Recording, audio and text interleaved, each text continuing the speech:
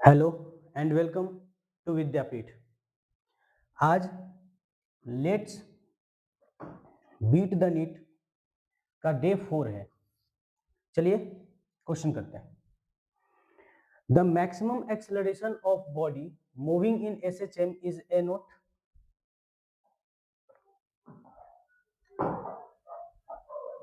ए naught दिया हुआ है and maximum velocity is V naught. The amplitude is given by. तो मैक्सिमम एक्सेलरेशन कितना होता है?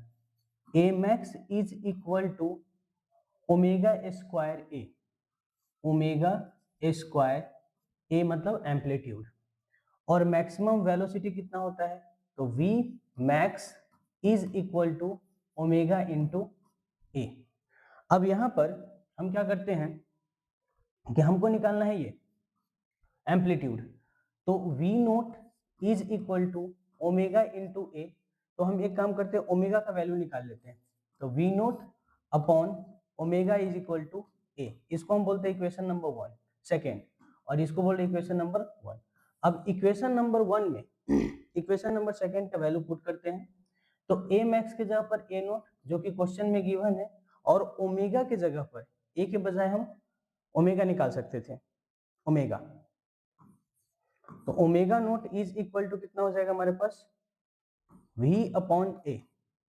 ओमेगा की जगह पर इसको पुट कर दीजिए, तो यहां से हो जाएगा v नोट का स्क्वायर अपॉन ए स्क्वायर इंटू ए।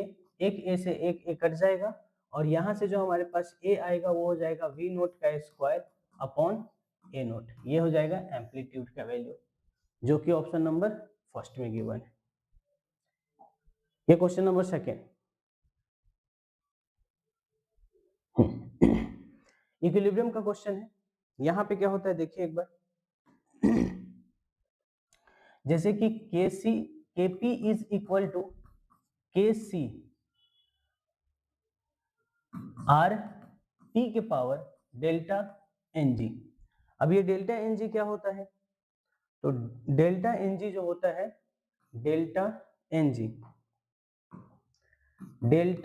Ng प्रोडक्ट का कोफिशिएंट माइनस रिएक्टेंट का कोफिशिएंट, अगर उसको करते हैं तो ये आता है ना। तो डेल्टा Ng, इसके लिए हम डेल्टा Ng पहले निकालेंगे, 2 माइनस 3 यानी कि माइनस का 1 आया। इसके लिए डेल्टा Ng निकालेंगे तो 3 माइनस 2, 3 माइनस 2 यानी कि 1 आया। इसके लिए डेल्टा Ng कितना हो जाएगा? 3 माइनस 1, 3 माइनस 1 यानी कि 2 आ जाएगा। और इसके लिए अगर हम डेल्टा Ng निकालते हैं तो 1 माइनस 4 इक्वल टू माइनस का 3 आ जाएगा, है ना। दो दो, अच्छा सॉलिड नहीं, सॉरी, तो 2 1 1 हो जाएगा।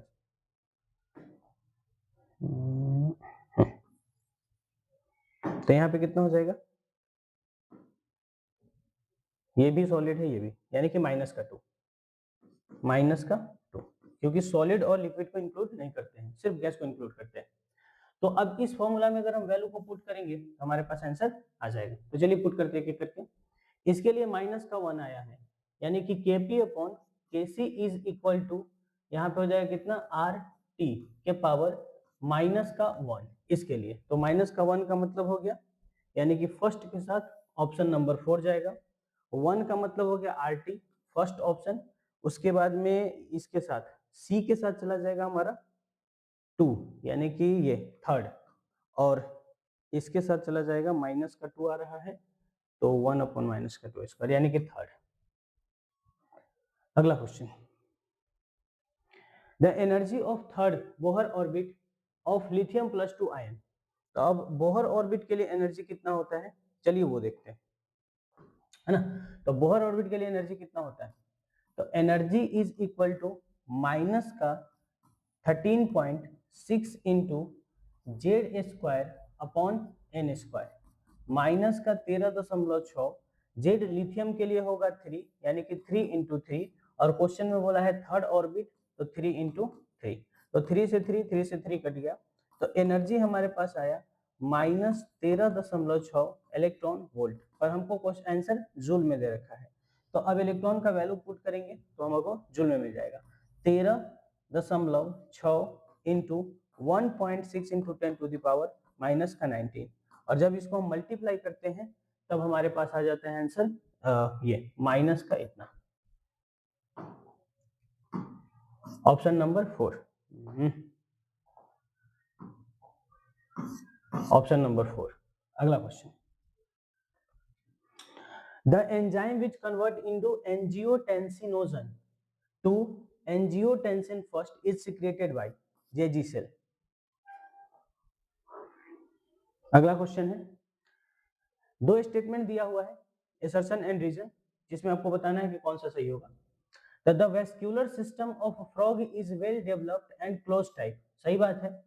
The hepatic portal system is found in the frog between liver and intestine, ये भी सही है, यानी कि असर्शन भी सही है, रीजन भी सही है और करेक्ट एक्सप्लेनेशन भी है। असर्शन भी सही है, रीजन भी सही है और करेक्ट एक्सप्लेनेशन, यानी कि आंसर नंबर 1 हो जाएगा, ऑप्शन नंबर 1। अगला question, among the following structure the male reproductive system which is not in pair, कौन पेयर में नहीं होता है? तो सेमिनल वेसिकल पेयर में है, बल्बो यूरिथ्रल पेयर में, टेस्टिस पेयर में, यानी कि ये है प्रोस्टेट जो कि सिंगल होता है, यानी कि अकेले होता है, तो ये हो जाएगा आंसर ऑप्शन नंबर 2।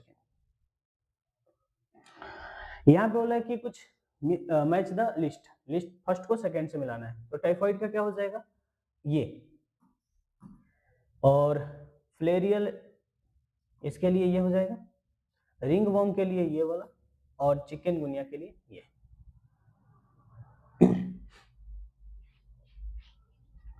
यहाँ पे भी यही है, लिस्ट द कॉलम। लायन, तो लायन क्या है, अच्छा एक सेकेंड शुरू से शुरू करते हैं। ग्रास, ग्रास को प्रोड्यूसर कह सकते हैं, हाँ सर। काउ को कंज्यूमर कह सकते हैं, प्राइमरी कंज्यूमर, ठीक है। फिश जो है, फिश को क्या कहें, हाँ फिश को सेकेंडरी कंज्यूमर कह सकते हैं, और लायन को टॉप कंज्यूमर कह सकते हैं, तो ये हो गया इसके साथ। अगला question, streptococcus produce a bioactive molecule use as uh, bioactive molecule को जो वो प्रोड्यूस करता है ना, उसको कहाँ यूज करते हैं, तो क्लॉट ब्लस्टर में ना। The clot bluster after genetic modification of removal of clot from the blood vessels, जब ब्लड वेसल्स में क्लॉट जमा हो जाता है तो उसी को रिमूव करने के लिए इसका इस्तेमाल किया जाता है। अब अगला क्वेश्चन बोला कि कॉलमिनर एपिथेलियम कैसा है, तो कॉलमिनर एपिथेलियम होता है लॉन्ग एंड नैरो। उसके बाद बात करें आरबीसी के बारे में, तो ये होता है राउंड एंड बाइकॉनकेव शेप का। मीजोफिल का अगर हम बात करते हैं तो मीजोफिल जो है वो राउंड एंड ओवल होता है, और डब्ल्यूबीसी की बात करें तो ये अमीबोइडल होता है। अगला question, pollination by the water is a quite rare in the flowering plant and limited about, मतलब पॉलिनेशन जो होता है हमारे इसमें प्लांट में वो बहुत ही रेयरली होता है, इसलिए हम बोल सकते हैं कि सिर्फ 30 जेनेरा में होता है, और वो भी मोनोकोट का। चलिए ये भी हो गया। अगला क्वेश्चन, यहाँ पे क्या करना है, ऑक्सीडेशन स्टेट फाइंड करना है, तो ये तो मतलब कि फ्री स्टेट है, इसका कितना हो जाएगा 0। अब आगे इसका निकालना पड़ेगा, टेक्स्ट मेथड से निकाल लेते हैं। हाइड्रोजन के लिए कितना होता है, प्लस का 1, हाइड्रोजन के लिए होता है प्लस का 1, और ये 3 है। उसके बाद में निकालना है फॉस्फोरस का, तो प्लस फॉस्फोरस को x मान लेते हैं, और ऑक्सीजन का होता है माइनस का 2, और है कितना 2, है कितना 2, तो माइनस का 2 इंटू 2, माइनस का 2 इंटू 2 इज इक्वल टू 0। तो ये कितना हो जाएगा हमारे पास 3 प्लस फॉस्फोरस को x मान लेते हैं, माइनस का 4 बराबर 0, तो x बराबर यहाँ हमारे पास कितना आ गया, ये उधर जाएगा तो प्लस उधर माइनस, यानी कि प्लस का 1। तो फॉस्फोरस का हो गया हमारे पास, हाँ तो इसका हो जाएगा कितना प्लस का 1। अब उसके बाद में PO3 माइनस का, तो इसका x मान ले फॉस्फोरस का, और ऑक्सीजन का होता है कितना माइनस का 2, और है कितना टोटल 4, और इक्वल टू माइनस का 3, क्योंकि ऊपर चार्ज माइनस का 3 है तो माइनस का 3। अब x और यहाँ पे कितना हो जाएगा माइनस का 8 इक्वल टू माइनस का 3, तो x इज इक्वल टू कितना हो जाएगा हमारे पास प्लस का 5, तो ये हो जाएगा प्लस का 5, तो अब बच गया जो वो इसका ही होगा। चलिए आगे, the oxidising agent and reducing agent in the flowing reaction.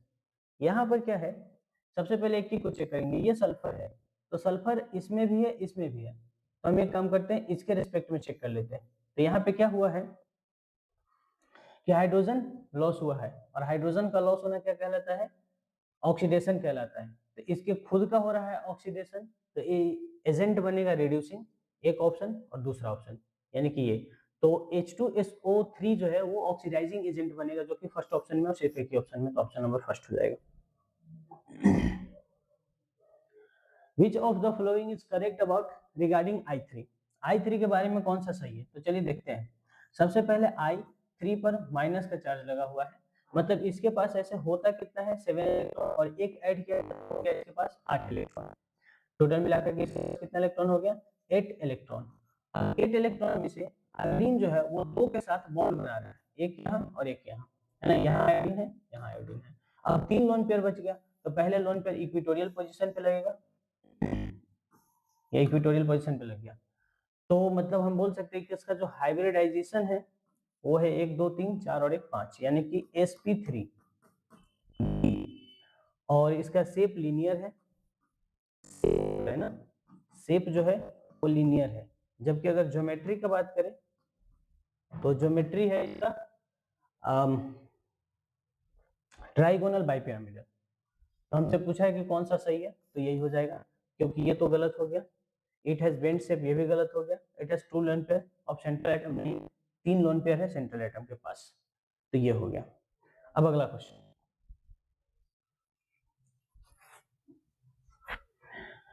A solid sphere fall with terminal velocity of 10 metre per second, मतलब एयर में जब ये गिर रहा है तो इसका terminal velocity 10 metre per second का है। तो बोला कि if it is allowed to fall in vacuum, और वैक्यूम में टर्मिनल वेलोसिटी नहीं होता है, तो क्या हो जाएगा, there will be no terminal velocity. हाँ, और यहाँ पे कुछ हमको ये VI graph of straight line passing through the origin for ohmic metallic conductor, बात सही है, क्योंकि V equal to I R होता है, V equal to I R, तो यहाँ से हम लिख सकते हैं R जो है वो हो जाएगा V अपॉन आई, ये बात सही है, तो पहला तो सही हो गया, और इसका एक्सप्लेनेशन भी सही है, यानी कि असर्शन भी सही, रीजन भी सही, और करेक्ट एक्सप्लेनेशन भी। ये proton move in the direction of electric field, let's delta change in U represent by change in potential energy, and change in W को रिप्रेजेंट किया गया है वर्क डन से, है ना। तो यहाँ पे हम बोल सकते हैं कि ये हो गया। तो पूछा है कि कौन सा सही होगा, चलिए देखते हैं। इलेक्ट्रिक फील्ड इधर है मान लेते हैं, और ऑब्जेक्ट जो है वो इधर ही जा रहा ऐसे, और पॉजिटिव चार्ज पर इलेक्ट्रिक फील्ड के डायरेक्शन में फोर्स लगता है, तो फोर्स भी इस डायरेक्शन में, और ऑब्जेक्ट जा भी रहा उसी डायरेक्शन में, तो work done is equal to होता है F डॉट डी, यानी कि एफ डी कॉस थीटा। अब यहाँ पर F की जगह पर हम लिखेंगे मान लीजिए F, और डायरेक्शन D है इधर ही, और दोनों के बीच में एंगल है 0 डिग्री, जिसका वैल्यू हो जाएगा 1, यानी कि F और D होगा, तो वर्क डन हमारे पास पॉजिटिव आ गया, work done positive, work done positive, work positive, यानी कि ऑप्शन नंबर या तो फर्स्ट हो सकता है या फिर ऑप्शन नंबर थर्ड हो सकता है। अब हम बात करते हैं किसके बारे में, पोटेंशियल के बारे में। तो जो चेंज इन पोटेंशियल होता है वो वर्क डन के नेगेटिव होता है, तो यानी कि अगर वर्क डन पॉजिटिव है तो चेंज इन पोटेंशियल एनर्जी क्या होगा, पॉजिटिव होगा, सॉरी नेगेटिव होगा, तो कौन सा ऑप्शन चला जाएगा, ऑप्शन नंबर थर्ड।